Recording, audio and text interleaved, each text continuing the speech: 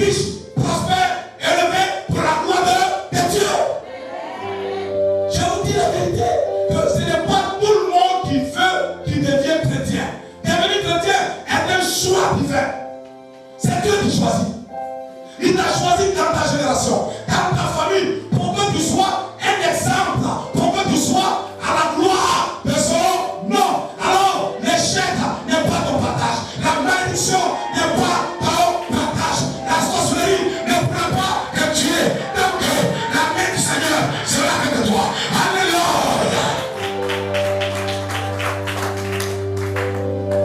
C'est pourquoi, vous voyez, les chrétiens qui vivent comme ça, comme des dents de scie. Vous voyez la scie là? Vous voyez les dents de scie? C'est comment? Comme ça. Beaucoup de nos vies sont comme ça. Et puis après. Que ça ne soit pas comme ça. Dis à ton voisin. Que ça ne soit pas comme ça. La crainte de Dieu, c'est le moyen pour résister à la tentation. C'est la crainte de Dieu. On ne peut pas résister à la tentation. La tentation, c'est quoi?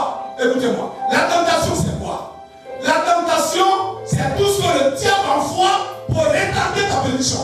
C'est tout ce que le diable envoie pour t'amener à la tombe avant le temps. Qu'est-ce qui va faire que tu vas résister à la tentation? C'est la crainte de Dieu. Parce que si je ne crains pas Dieu, de qui aurais-je peur? Si Dieu lui-même là, je ne le crains pas, ce n'est pas le pasteur que je vais craindre. Vous voyez, un jour, il y avait deux pasteurs qui passaient dans une commune. Et puis, ils passaient près d'un bar. Et il y avait un chrétien qui était dans ce bar. Il était en train de trouver les femmes, en train de boire, s'amuser. Et puis, il a vu son pasteur qui passait avec un autre pasteur. Donc, il ne sait pas s'il pensait que ce qu'il faisait du mal au pasteur. Mais le pasteur qui passe, il crie le nom du pasteur. Pasteur Dan, pasteur Dan. Le pasteur regarde. Et puis il sort avec une bouteille en main. Il dit, pasteur, viens, je t'offre là.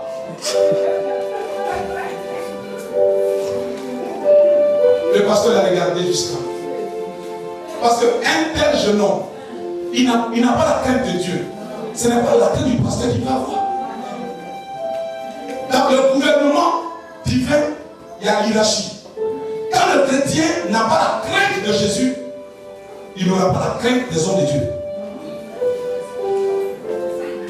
Parce que un père fidèle, s'il lui restait une petite crainte de Dieu, il allait se cacher. Il n'allait même pas vouloir que le pasteur le voie. Mais la crainte de Dieu a disparu dans son cœur. Donc maintenant lui-même se présente. Le pasteur ne l'a pas vu. Mais c'est lui-même qui a dit les regards du pasteur sur lui. Pour Dieu, le pasteur, comme on peut vivre dans le paganisme, et puis il n'y a pas de conséquences. Mais c'est faux. Ce jeune homme-là, 3 mois, il est mort d'une mort mystique, banale et bizarre. Parce que le diable ne pourra jamais atteindre à ta vie lorsque la porte de ta vie est fermée. Dors. Laisse la porte du salon ouverte. Laisse grandement comme ça. Va dormir. Fais ça au moins sur 10 nuits. Je te donne l'assurance que parmi les 10 nuits là, il y a une nuit où ton salon sera vide. Et si tu as la chance, on n'entrera pas dans ta chambre pour te visiter. Mais si tu n'as pas la chance, les gens rentreront dans ta chambre. Ils vont t'attacher et ils feront du n'importe quoi avec ta femme. Parce qu'on ne tire pas le diable par la queue. Si tu le tires par la queue, tu tires quelqu'un par la queue, il peut te résister comme ça, tu le tires, il te résiste. Mais si lui te tire par le pied, tu vas tomber. Quand tu ouvres la porte de dit aux sorciers de ton village, aux piscines, aux satanistes, aux occultistes, peu importe l'endroit où ils se trouvent, que ce soit à 6 000 km, à 20 000 km, ce sont des gens qui voient dans le monde spirituel. Donc dans le monde spirituel, la distance n'existe plus. À une fraction de seconde, quelqu'un peut faire un voyage astral de l'Afrique aux États-Unis. Une autre fraction de seconde des États-Unis en Europe. Mais beaucoup de sorciers t'ont visité sans que tu ne le saches. Beaucoup de démons t'ont visité. Quand ils sont arrivés, ils ont vu que la porte de ton âme était fermée. C'est pourquoi la Bible déclare que 1000 tomberont à tes côtés et 10 000 à ta droite. Toi, tu ne seras point à terre. Alléluia! Alléluia! Bien-aimé, le Dieu qu'on adore, c'est un grand Dieu. Un Dieu grand. La Bible déclare que le premier fils de Judas est mort parce qu'il ne craignait pas Dieu. Le deuxième fils de Judas, Onan, est mort parce qu'il ne craignait pas Dieu. Dieu les a tués, les deux fils. Le plus souvent, on voit Dieu comme quelqu'un qui est tellement gentil. Tellement gentil, non. C'est un Dieu miséricordieux, mais un Dieu redoutable. Les deux fils d'Élie, Ophni et Phiné, sont morts le même jour parce qu'en tant que pasteur, ils volaient les offrandes de l'église, ils escroquaient les chrétiens et ils couchaient avec des femmes dans l'église. La Bible dit, les deux, le même jour, sont morts.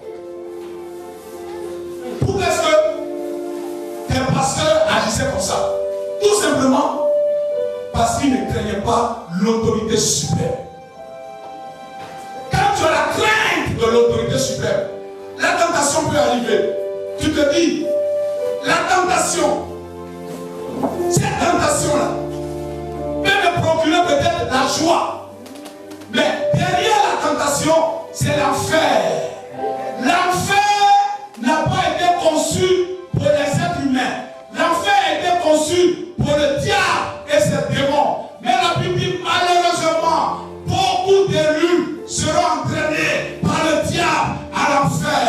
Or, le souhait de Dieu, c'est que tu rentres au paradis. Le souhait de Dieu, c'est que tu puisses prospérer sur la terre. Le souhait de Dieu, c'est que tu puisses avoir la victoire sur la tentation. Comme Joseph a eu la victoire sur la tentation parce qu'il craignait son Dieu, parce qu'il respectait son Dieu. Alléluia! Alléluia! Shadrach, Meshach et Abednego ont dit au roi, roi, on te respecte, mais adorer la statue, on ne veut pas. Le roi dit, si vous n'adorez pas la statue, je vous jette dans la fournaise ardente. Ils ont dit, jette-moi dans la fournaise ardente. Jette-nous, c'est pas grave. Est-ce qu'il y a des chrétiens aujourd'hui qui peuvent parler ce langage-là?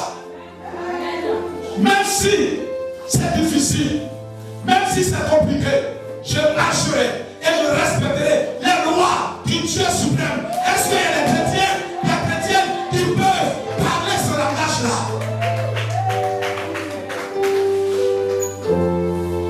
Il y a une soeur qui est parmi nous, à qui on a dit, parce qu'on lui a donné un contrat où tous les dimanches elle est occupée, elle doit venir à l'église tous les dimanches. Elle allait voir son patron pour dire à son patron, chef, s'il te plaît, donne-moi au moins un dimanche. Il dit, il ne veut pas. Elle a insisté. Il dit, si tu insistes, je romps ton contrat. Elle dit, ah bon, c'est ça, il faut rompre mon contrat. Elle a dit que s'amuser, elle dit, il faut rompre mon contrat. Parce que moi, je dois aller adorer mon Dieu. Vous voyez, le plan du diable, c'est quoi? Le plan du diable, c'est que nous maintenons dans le travail. Or, la Bible déclare, on travaille beaucoup et puis on gagne peu.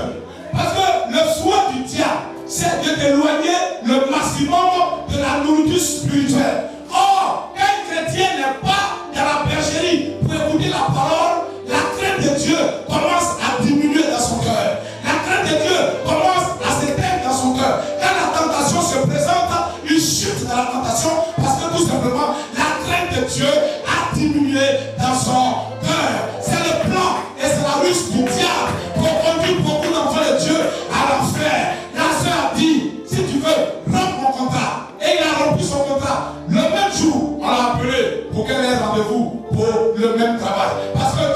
qu'il a dit, si à cause de moi, on te persécute, si à cause de moi, on te renvoie, si à cause de moi, tu es blâmé, je te donnerai au sang du plat, je te donnerai au sang du plat.